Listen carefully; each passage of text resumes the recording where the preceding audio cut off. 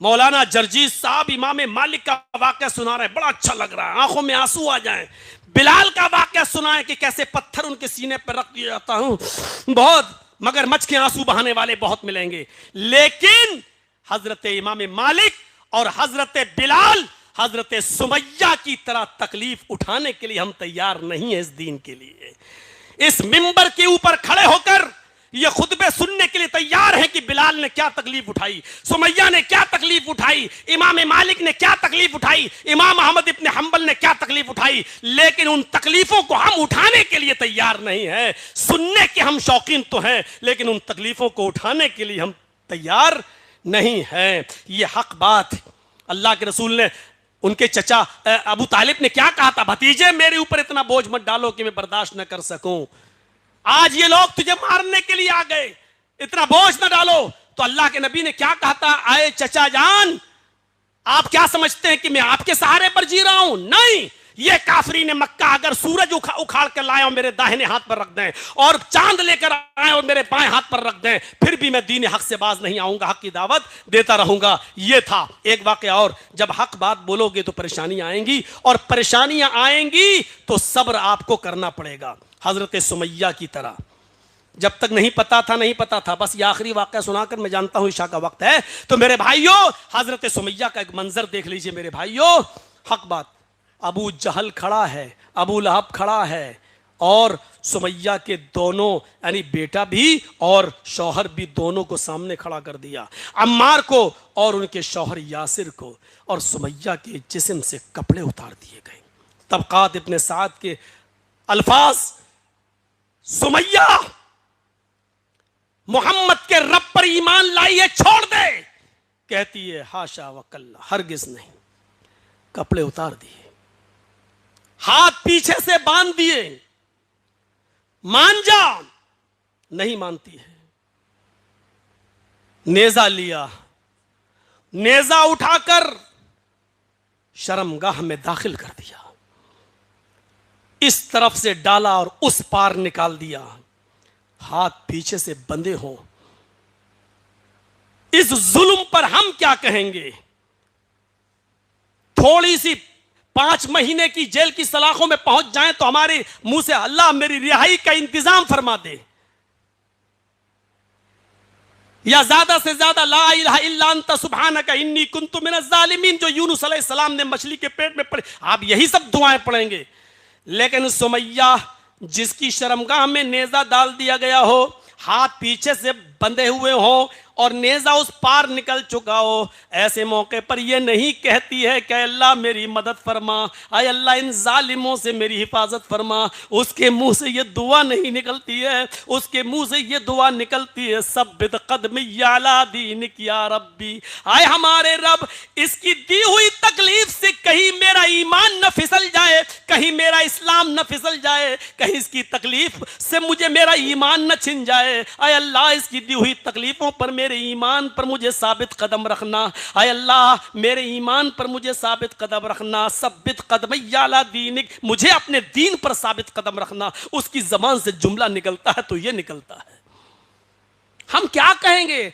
दुआ करो मौलाना हमारी रोजी रोटी में बरकत हो जाए, दुआ करो मौलाना कारोबार बहुत, अरे आप मस्जिद के लिए आए हैं, आप मदरसे के लिए आए हैं, आप दुआ करो हमारा कारोबार चला जाए तो इंशाअल्लाह 50,000 आपके अकाउंट में डलवा देंगे। बस आप ये दुआ करवाते हैं अपने उलमा से।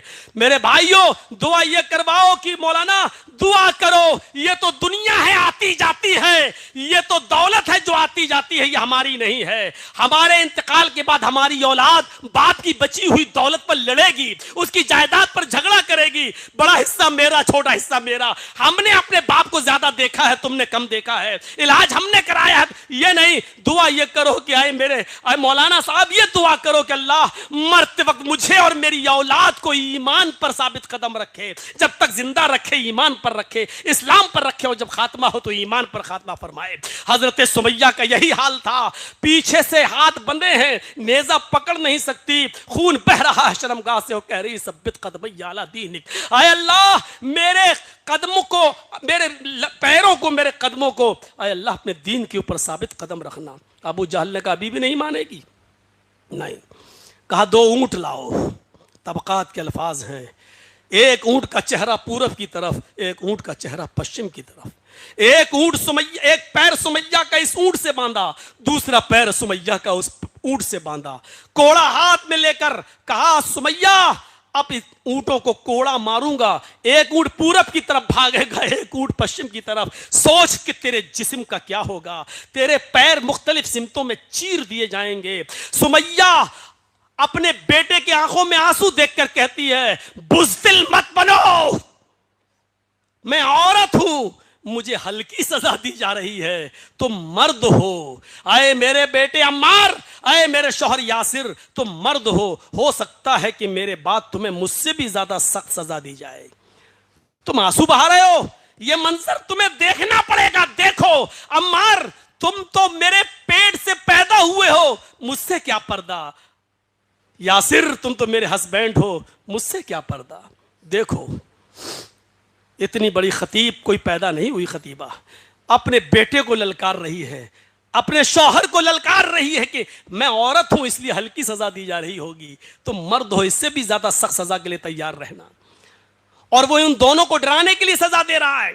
अबू जहल ने कहा कि अरे भाषण देना बंद कर, स्पीच बंद कर और बता कि तू मोहम्मद के रब को छोड़ती है नहीं छोड़ती है, ना इन ऊंटों को मारे। आसमान की तरफ नजरें डालती है और अबू जहल को चिढ़ाते हुए कहती है, अय अबू जहल, अय अबू जहल, रब्बे काबा की कसम, वो जन्नत मैं देख रही हूं, तू नहीं देख रहा। देख वो जन्नत मैं देख रही हूं, तू नहीं। वो दूध की और शहद की नहरें मेरी नजरों के सामने हैं, उसकी खुशबू मेरी नाक तक आ रही है, तुझे नहीं दिखाई दे रही है, मुझे दिखाई दे रही है। अरे बार बार क्या पूछता है, मोहम्मद के रब को छोड़ती है या नहीं छोड़ती है। आए अबू जहल, काबे के रब की कसम खा के कहती हूं, जितनी देर तू इन ऊंटों को भगाने में लगा रहा है, उतनी ही देर मुझे रब की जन्नत में जाने में लग रही है। आए अबू जहल, ये नेक काम जल्दी कर, जल्दी इन ऊंटों को कोड़े मार ताकि रब की जन्नत में मैं जल्दी जा सकूं। आए मेरे बेटे अम्मार, आए यासिर, मैं जन्नत के गेट पर तुम दोनों का इंतजार करूंगी, मेरे पीछे पीछे चले आना, मेरे नक्शे कदम पे चले आना। अबू जहल ने कहा, मैंने तो इन दोनों को डराने के लिए सजा दिया, ये तो और ऊंटों को मार दिया। एक ऊंट पूरब की तरफ भागा और दूसरा ऊंट पश्चिम की तरफ। बीच से सुमैया के दो टुकड़े हो गए, लेकिन चेहरे तक पहुंचते पहुंचते चेहरा सलामत बच गया, बीच से जिस्म के दो टुकड़े हो गए। इंतकाल के वक्त सुमैया की रूह निकलते वक्त सुमैया के चेहरे पर मुस्कुराहट थी। तबकात इब्ने साद के अल्फाज हैं, अबू जहल सुमैया के चेहरे पर मरते वक्त मुस्कुराहट देखकर पत्थर हाथ में लेके अपने सर पे मारने लगा। लोगों ने कहा, ये क्या कर रहे हो? कहा, मैं हार गया, सुमैया जीत गई, मैं हार गया, सुमैया जीत गई। मरते वक्त सब कुछ छीना मैंने, लेकिन मरते वक्त उसके चेहरे की मुस्कुराहट नहीं छीन सका। देखो कैसे मुस्कुरा रही है, उसका हंसता हुआ चेहरा मुझे चिढ़ा रहा है। सब कुछ छीना लेकिन सुमैया की मुस्कुराहट नहीं छीन सका। ये जीत गई, मैं हार गया। ये दर्दनाक मंजर अम्मार और यासिर की जबान से जब अल्लाह के नबी ने सुना, जुमे के खुतबे में आपने उस दिन बहुत से लोगों को जन्नती बताया। फरमाया, आए लोगों, अम्मार और यासिर की दास्तान सुनने के बाद मेरे आंसू रुक नहीं रहे हैं। फरमाया, अबू बकर तुम जन्नत में जाओगे, उमर तुम जन्नत में जाओगे, उस्मान तुम जन्नत में जाओगे, अली तुम जन्नत में जाओगे। अबू बकर तुम अकेले जन्नत में जाओगे, उमर तुम अकेले जन्नत में जाओगे, उस्मान तुम अकेले जन्नत में जाओगे, अली तुम अकेले जन्नत में जाओगे। इस बिरू या आला यासिर फइन्न मौइदकुम अल जन्ना। आए यासिर के घराने वालों सब्र करो, आए यासिर के घराने वालों सब्र करो, तुम्हारा पूरा खानदान एक साथ जन्नत में जाएगा, तुम्हारा पूरा खानदान एक साथ जन्नत में जाएगा। अल्लाह के नबी ने उस मिंबर पर खड़े होकर अम्मार और यासिर को यह बशारत दी कि तुम्हारा पूरा खानदान एक साथ जन्नत के अंदर जाएगा। यह था सुमैया का हक बोलना, और जब परेशानी आई तो उस पर सब्र करना। हक बात कहिए डंके की चोट पर, और परेशानी ये तैयार रहिए। हक बात कहो और परेशानी ना आए तो ये हो नहीं सकता, और जब परेशानी आए तो उसका मुकाबला करो। ऐसे बहुत से लोग हैं जिन्होंने इस मुल्क को छोड़ दिया है, हमारे ऊपर परेशानियां ना आए। अल्लाह वो जिस मुल्क में भी है तू उनकी हिफाजत फरमा। अल्लाह दीन का काम वो जहां कर रहे हैं तू उनकी हिफाजत फरमा। लेकिन मैं आपसे वादा करता हूं कि मैं इस कंट्री को नहीं छोड़ूंगा, चाहे कितने हालात खराब हो, मैं इस मुल्क को नहीं छोड़ूंगा। इंशाअल्लाह जहां भी रहूंगा हक बात कहता रहूंगा, उधर पहुंचूंगा तो उधर भी कलमतुल्लाह को बुलंद करूंगा, आजाद रहूंगा तो उधर भी कलमतुल्लाह बुलंद करूंगा। हमें मेरी मां ने जब पैदा किया है और जब पढ़ा लिखा कर इस लायक बनाया है तो इसका हक मैं अदा करता रहूंगा। अल्लाह रब्बुल आलमीन मेरी हिम्मत और हौसले में मजीद इजाफा फरमाए और जब तक जिंदा रखे मुझसे दीन का काम लेता रहे।